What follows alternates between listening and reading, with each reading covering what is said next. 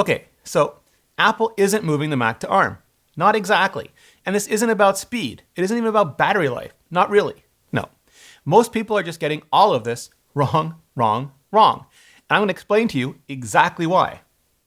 Sponsored by CuriosityStream, now bundled with my streaming service, Nebula.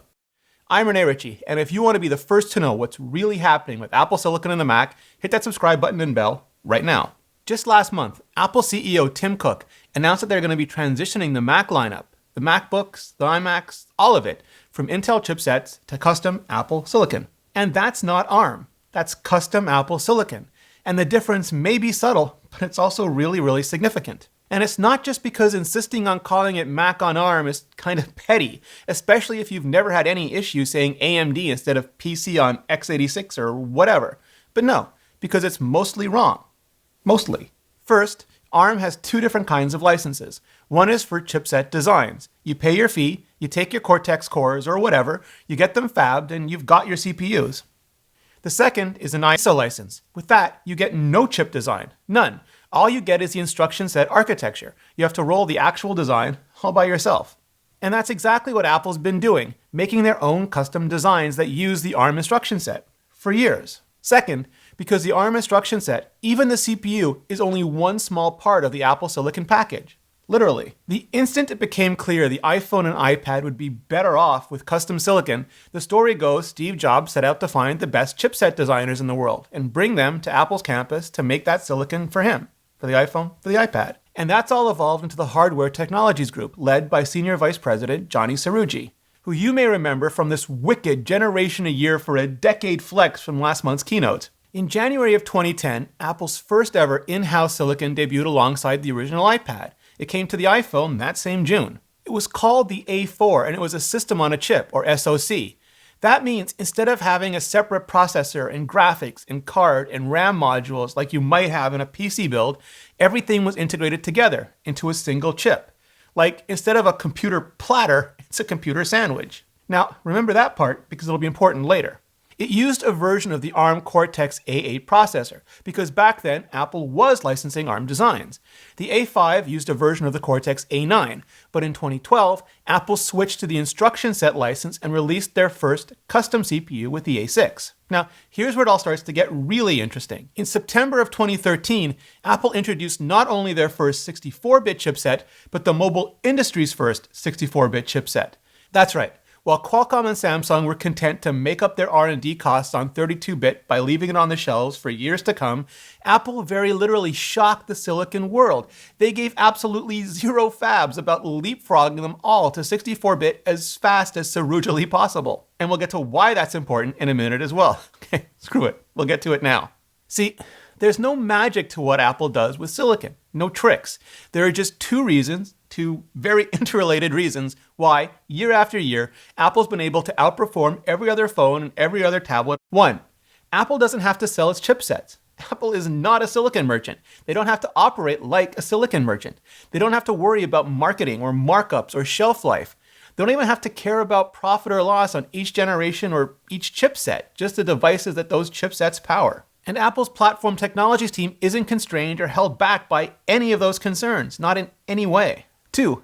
Apple's silicon team only has one customer. They don't have to worry about supporting multiple different vendors with competing or conflicting technologies, feature sets, agendas. They don't have to try and guess what will or won't be important in the future or build things that may or may not ever get used. All Apple's platform technologies team has to do right now is run iOS and iPadOS, tvOS and watchOS, and soon macOS faster than anything else on the planet. That's their only one job. And I mean, not to get too far off on a tangent, but look at it this way.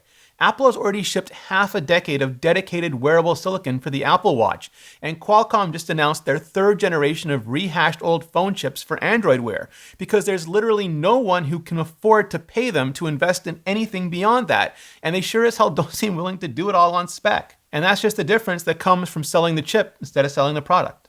Okay, so given infinite time, any silicon team worth a damn could design a system on a chip with maximum performance at maximum efficiency up to the limits of known physics in our universe. But we don't live in a world with infinite time. We live in one with tight deadlines and supremely high stakes. You get a few years to plan, but you have to ship every year. So what Apple's done is build a solid foundation and then iterate on it over and over and over again. Not just a multi-year plan, but as a multi-year investment. See, when Apple went 64-bit so early, many of us, myself included, struggled to understand why.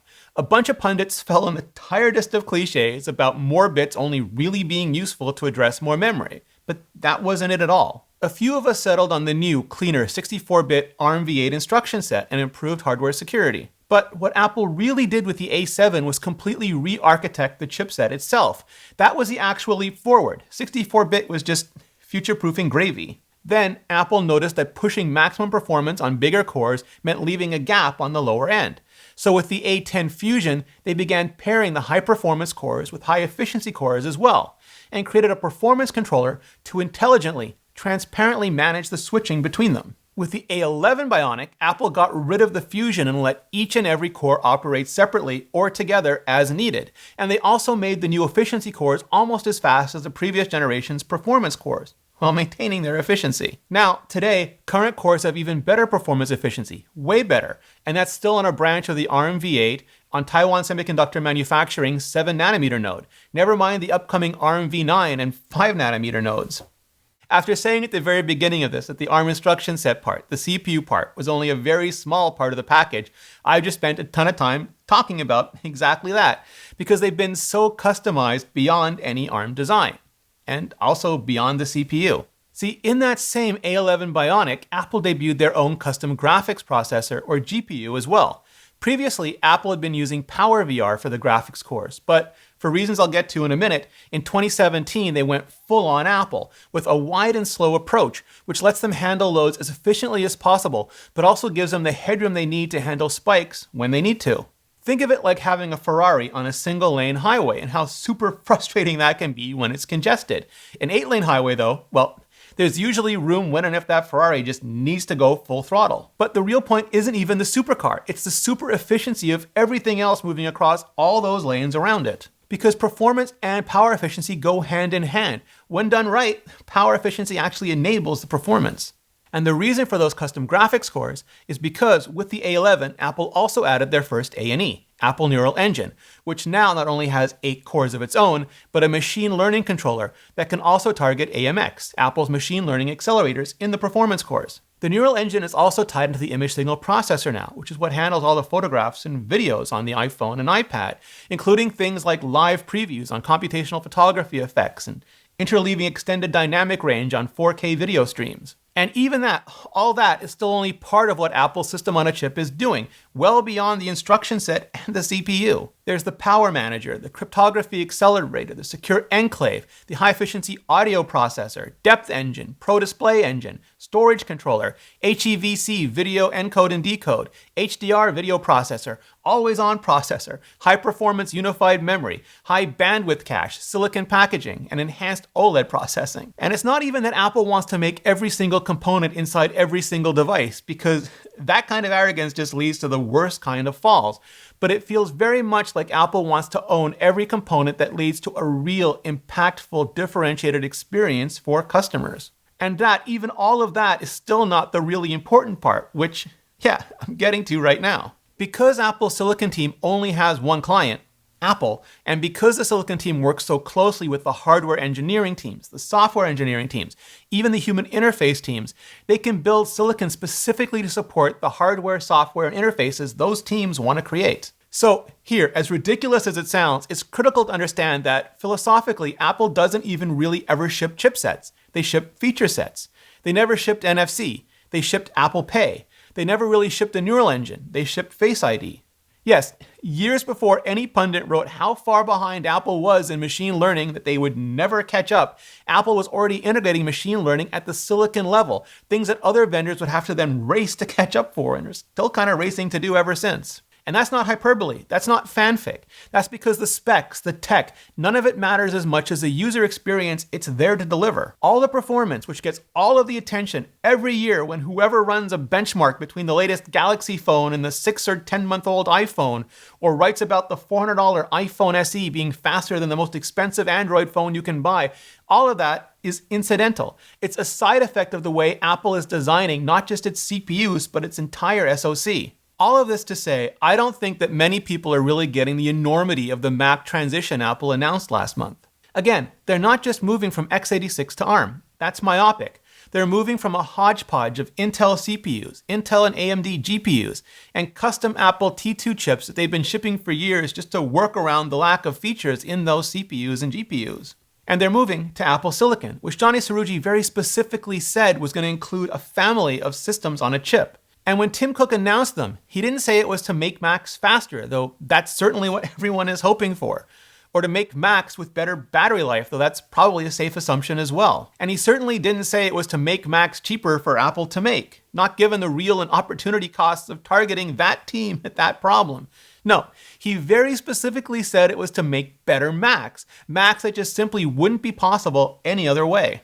When Steve Jobs said the exact same thing a decade and a half ago, within 3 years we got the original MacBook Air, and within 5 years, the Air that went on to redefine a generation of laptops. And that was working with Intel and their process and thermal limits.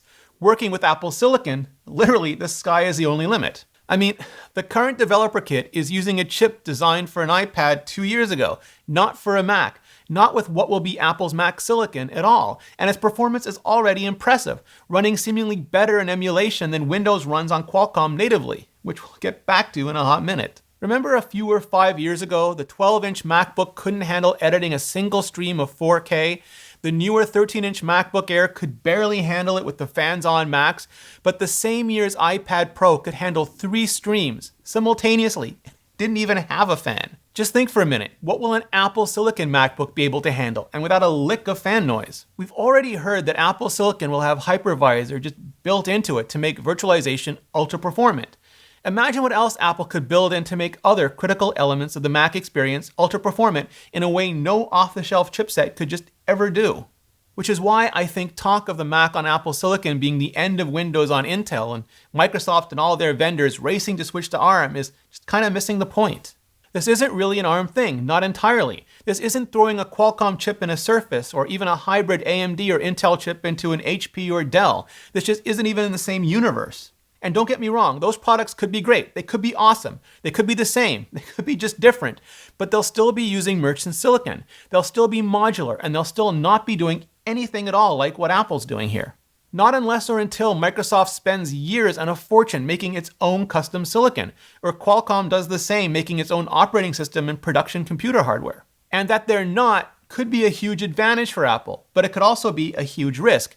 Come later this year, and for the next 2 years, Apple Silicon not only has to ship, but it has to deliver. What if any of those SoCs just aren't ready? What if they're not as performant or as efficient as everyone is hoping they'll be? Or, oh God, even as Intel is right now. The iPhone, iPad, and Apple Watch have all been phenomenally successful from the silicon on up, and if Apple Silicon Macs are going to be just as successful, they're going to have to earn it. Because that's the real cost of doing all this, the real price that Apple has to pay. The only way they make their money back, make their legendary margins, is if they continue to make products that we want to buy, if they make products that just aren't possible with Intel.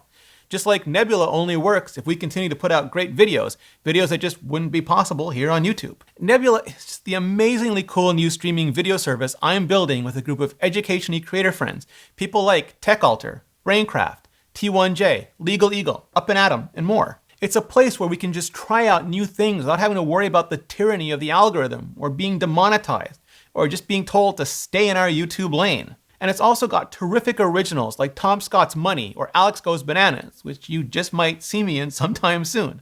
Also the Working Title series, where a bunch of us take a look at a bunch of our favorite TV shows, something that would just never work with the algorithm, but works fantastically well on Nebula. It's also a place where we can post all of our regular videos just like this one, without any ads or sponsorships at all. I've been posting the full-length videos from my podcasts, 45-minute chats with iJustine, Brian Tong, Walt Mossberg, and more to come. Again, things that would just get buried here by the algorithm. And now, because Nebula comes bundled with CuriosityStream, you also get access to its thousands of documentaries and series by people like David Attenborough and Chris Hadfield, which right now is discounted all the way down to $14.97 a year. Yeah, a year. Seriously, it's the better, absolute best deal in streaming today. Just go to curiositystream.com/Rene Ritchie for unlimited access to the world's top documentaries and nonfiction series. And now, Nebula as well. Enter the promo code Rene Ritchie to start your membership completely free for the first 31 days. Thanks CuriosityStream, and thanks to all of you for your support. Check out my Apple Silicon playlist above, and see you next video.